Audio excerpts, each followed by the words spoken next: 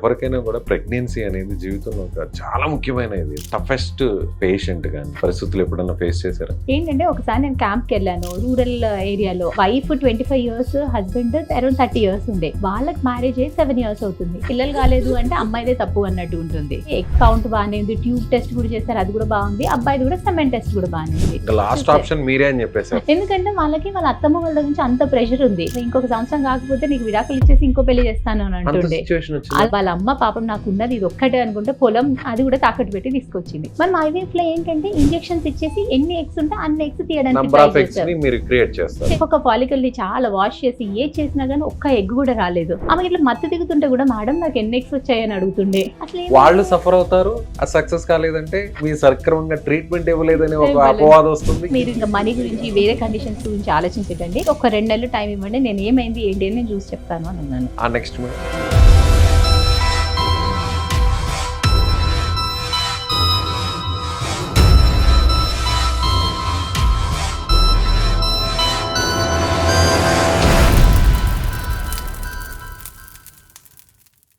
మన దేశంలో ఇటీవల జరిపిన అధ్యయనాల ప్రకారం 60 ఏళ్ల వయసు దాటిన వారిలో చాలామంది మోకాళ్ళ సమస్యలతో బాధపడుతున్నారు. అందులో మోకాళ్ళ చిప్పులు అరిగిపోయి చాలామంది సర్జరీకి వెళ్తున్నారు. అయితే సర్జరీయే దిక్కు అనుకునే వారికి ఎపియాన్ పెయిన్ క్లినిక్ ఒక శుభవార్త చెప్పింది. ప్లాస్మా థెరపీ ద్వారా ఈ సమస్యకు చెక్ పెడుతుంది. సో ఇమీడియట్గా ఈ సమస్యతో బాధపడేవారు ఈ కింద నెంబర్కు కాల్ చేయండి. నమస్తే, నేను విజయ్. ప్రస్తుతం మనతో పాటు ప్రముఖ వైద్య నిపుణులు ఫెర్టిలిటీ స్పెషలిస్ట్ పూర్ణిమ గారు ఉన్నారు. మేడంతో మాట్లాడు. నమస్తే మేడం. నమస్తే అండి. మేడం, మీ కెరీర్లో ఒక టఫెస్ట్ కేస్ స్టడీ కానీ ఏదైనా ఒక పెద్ద ఛాలెంజింగ్ ఇష్యూ కానీ దాన్ని క్రాస్ చేసి అలాంటి పరిస్థితులు ఎప్పుడన్నా ఫేస్ చేశారా? ఏంటంటే ఒకసారి నేను క్యాంప్కి వెళ్ళాను రూరల్ ఏరియాలో, అంటే డిస్ట్రిక్ట్ లెవెల్లో. ఒక కపుల్ ఉంది, like wife 25 years, husband around 30 years ఉండే. వాళ్ళకి మ్యారేజ్ అయ్యి 7 years అవుతుంది. యూజువల్గా ఏంటంటే ఫస్ట్ ప్రెగ్నెన్సీ కోసమో అమ్మాయి వాళ్ళ మదర్ తీసుకొస్తుంది. ఆమె చాలా ఏజ్డ్ ఉంది, ఆమెకు భర్త లేడు. ఇంకా ఆమె వచ్చేసిందంటే ఇంకా పెద్ద డాక్టర్ వచ్చింది, హైదరాబాద్ నుంచి వచ్చింది. ఇంకా ఈ డాక్టర్ దగ్గరికి ఇంకా లాస్ట్ ఆమెకు నా దగ్గర డబ్బులు లేవు, ఇంకేం చేసినా మీరే చేయాలమ్మా. ఇంకా ఈమెకి చాలా సార్లు చూపించారు. పెళ్ళై 7-8 years అవుతుంది అప్పటికే. లాస్ట్ ఆప్షన్ మీరే అని చెప్పేసారు. చెప్పారు ఏదైనా మీ చేతిలోనే పెట్టేస్తున్నాం అని చెప్పారు. ఎందుకంటే వాళ్ళకి వాళ్ళ అత్తమ్మ వాళ్ళ నుంచి అంత ప్రెషర్ ఉంది. మన సొసైటీలో ఏంటంటే పిల్లలు కాలేదు అంటే అమ్మాయిదే తప్పు అన్నట్టు ఉంటుంది. మగవాళ్ళది ఏదైనా ప్రాబ్లం ఉన్నా కూడా అమ్మాయిదే ప్రాబ్లం అంటారు. ఆ అమ్మాయి కూడా చిన్నపిల్ల, నీ వల్లనే కావట్లేదు అంటే ఆ అమ్మాయి వాళ్ళ అమ్మ చాలా బాధపడుతుండే. ఇంకా ఇప్పుడు కాకపోతే చూద్దాము, ఇంకొక సంవత్సరం కాకపోతే నీకు విడాకులు ఇచ్చేసి ఇంకో పెళ్లి చేస్తాను అని అంటుండే. అలాంటి సిచ్యువేషన్ కూడా ఉండే. అమ్మాయికి ఏంటంటే ఎగ్స్ కౌంట్ బాగానే ఉంది, ట్యూబ్ టెస్ట్ కూడా చేస్తారు, అది కూడా బాగుంది. అబ్బాయిది కూడా సెమెన్ టెస్ట్ కూడా బాగానే ఉంది. ఇంత అన్ని అదే తను కూడా అదే అంట, అన్ని బాగానే ఉంటున్నాయి అమ్మా, ఎవరి దగ్గరికి వెళ్ళినా అన్ని బాగానే ఉంటుంది, ప్రెగ్నెన్సీ రావట్లేదు అంటే సరే అని నేను ఒక IUI అని చిన్న పద్ధతి చెప్పాను. అది చేసుకున్న, అది కూడా వర్కౌట్ అవ్వలేదు. ఇంకేంటంటే ఒక ఆప్షన్ ఏంటంటే IVFకి వెళ్దాము, టెస్ట్ ట్యూబ్ బేబీకి వెళ్తే మంచి ఛాన్స్ ఉంటుంది, వయసు కూడా చిన్నగా ఉంది కదా, అంత బాగుంది కదా. ఇలాంటి కేసెస్ లో మనకి యూజువల్ గా IVF కి మనం ఎప్పుడు కూడా 100% గ్యారెంటీ ఇవ్వలేము. కానీ ఆ అమ్మాయి వాళ్ళ అమ్మ పాపం నాకు ఉన్నది ఇది ఒక్కటే అనుకుంటే పొలం ఏదో ఉంది అంట, ప్రాపర్టీ అది ఒక్కటే ఉంది, నాకు ఏం అవసరం లేదు, అది కూడా తాకట్టు పెట్టి తీసుకొచ్చింది. పొలాన్ని అది చెప్పారు. మేము సూపర్ లగ్జరీ ఎక్కితే ఎక్కువ అవుతుంది అని చెప్పేసి ఏదో చిన్న బస్సు ఎక్కేసి రావడం, అక్కడ కూడా మనీ సేవ్ చేసుకుంటూ వస్తుండే వాళ్ళు. ట్రీట్మెంట్ కూడా బాగా అవుతుంది. అంత మనం ఎలా అనుకుంటున్నామో అలానే అవుతుంది. కాంప్లికేషన్స్ ఏం లేవు, అన్ని బాగున్నాయి, రిపోర్ట్స్ అన్ని పర్ఫెక్ట్ గా ఉన్నాయి, మీకు కూడా చాలా ఈజీగా అయిపోతుంది అని మీరు అనుకున్నారు. చాలా కాన్ఫిడెంట్ మీరు ఉన్నారు. నేను కూడా అమ్మ కూడా ఎప్పుడు చెప్తున్నా, ఎప్పుడు వచ్చినా కానీ అమ్మాయితో పాటు వాళ్ళ అమ్మ కూడా వస్తుంది. నేను చెప్తాను, అమ్మ మంచిగా ఉంది, నువ్వు ఏం టెన్షన్ పడుకో, అంతా బాగుంది. సడన్ గా వాళ్ళకి ఏంటంటే IVF లో మనకు ఒక ట్రిగర్ డైలీ ఇంజెక్షన్స్ ఉంటాయి, దాంతో పాటు ట్రిగర్ ఇంజెక్షన్ అనేది ఇంపార్టెంట్ ఉంటుంది. సో ఆ ఇంజెక్షన్ తీసుకుంది, అన్ని ఇన్స్ట్రక్షన్స్ అన్ని మేము క్లియర్ గా చెప్తాము.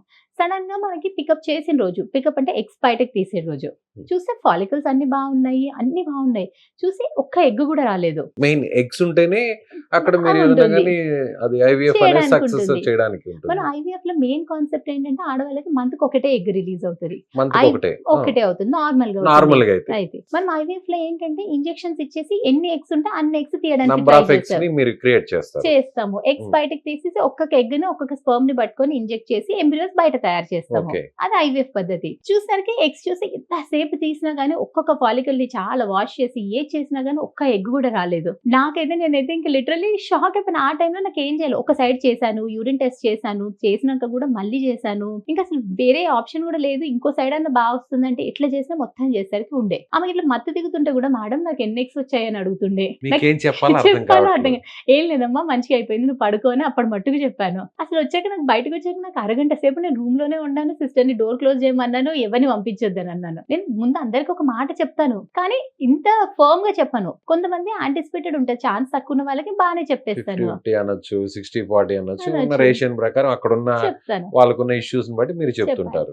ఏం ఆన్సర్ చేయాలి అదొకటి. తర్వాత అసలు నేనేమన్నా తప్పు చేశానో ఎందుకు అయింది ఓకే. అదొకటి చూసాను. మళ్ళీ హస్బెండ్ న్యూట్రల్ గా ఉన్నాడు. ఆయన సపోర్ట్ చేయట్లేదు. నైదర్ ఆమెని సపోర్ట్ కూడా చేయట్లేదు. అసలు వాళ్ళు సఫర్ అవుతారు. ఆ సక్సెస్ కాలేదంటే ఆ పెయిన్ మీ మీద పడుతుంది. ఆ పడుతుంది. ఇంపాక్ట్ అంతా మీ వల్లే జరిగింది. మీ సక్రమంగా ట్రీట్మెంట్ ఇవ్వలేదని ఒక ఇవ్వలేదు. అపవాదం వస్తుంది. ఇవన్నీ మైండ్ లో ఉన్నాయి. మైండ్ లో ఉంటుంది. ఓకే. సో చెప్పాను ఇట్లా చేసినాను కదా. అదేంటి మేడం అంటే ఆయనకు అది అర్థం కూడా కావట్లేదు. ఇంకా మీరు దీని గురించి ఏం టెన్షన్ పడకండి. నేను ఏం చేసి మీకు ఖచ్చితంగా ప్రెగ్నెన్సీ ఇచ్చేసే పంపిస్తాను నేను. ఛాన్సే లేదు. నేనే చేస్తాను. మీరు ఇంకా మనీ గురించి వేరే కండిషన్స్ గురించి ఆలోచించకండి. ప్రెగ్నెన్సీ తోటే వెళ్తారు మీరు. నేను చూసి ఒక 2 నెలలు టైం ఇవ్వండి. నేను ఏమైంది ఏంటి అని నేను చూసి చెప్తాను అని అన్నాను. అప్పుడు ధైర్యం చెప్పారు, ధైర్యం చెప్పాను. అష్యూరెన్స్ ఇచ్చారు. ఆ నెక్స్ట్ మేడం ఆ తర్వాత యాక్చువల్‌గా ఏంటంటే వాళ్ళకి నేను ఇంజెక్షన్స్ చెప్పాను కదా. ట్రిగ్గర్ ఇంజెక్షన్ ఏంటంటే చాలా ఇంపార్టెంట్.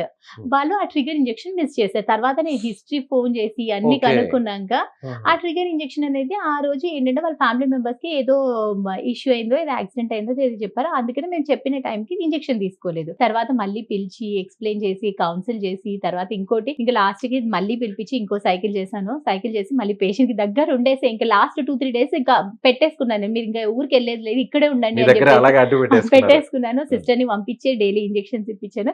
తర్వాత ఇంకా మంచిగా అయిపోయింది. ఇంకా యాజ్ ఎక్స్పెక్టెడ్ మంచి ఎంబ్రియోస్ వచ్చింది. ట్రాన్స్ఫర్ చేస్తే పాజిటివ్ వచ్చేసింది. అంత పాజిటివ్ గానే అంతే జరిగింది. వచ్చింది. ఎక్కడ కూడా ఎలాంటి లేదు కాంప్లికేషన్స్ లేవు, లేదు ఎలాంటి హర్డిల్స్ లేవు. లేదు. ఒక అమ్మతనాన్ని మళ్ళీ మీరు తిరిగి పొందేలాగా అవకాశం ఇచ్చారు. మీరు కష్టపడ్డారు. మరో జన్మని ఒక బిడ్డకి అవకాశం ఇచ్చే విధంగా ట్రీట్మెంట్ ఇచ్చారు. థ్యాంక్ యూ అండి. Thank you so much. Thank you.